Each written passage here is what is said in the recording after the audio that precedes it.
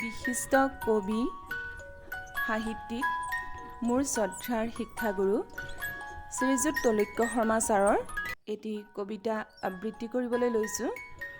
কবিতাৰ শিৰোনাম অপ্ৰকাশ।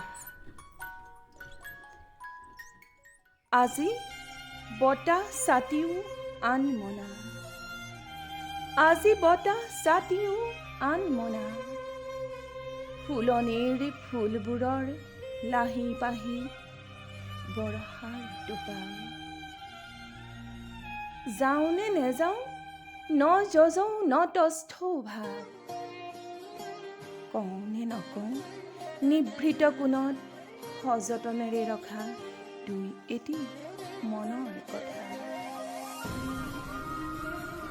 কিয় জানো ক'ব বিচাৰি ক'ব নোৱাৰো একো, বিদায়ৰ কৰুণ বেলাত দুঃসহ বেদনাত ছটফটাই আছো। বান্ধু ইমান সস্নেহেৰে বান্ধিলা আমাক, এসাগৰা স্নেহত অৱগাহন কৰি আছিলো। আজি বেদনাৰ টোপালবোৰো গোট মাৰিছে, ভাষা থাকিও ভাষাহীন আমি। চকুলোবোৰে পাৰ বাগৰি আহিব খুজিছে, ৰুদ্ধ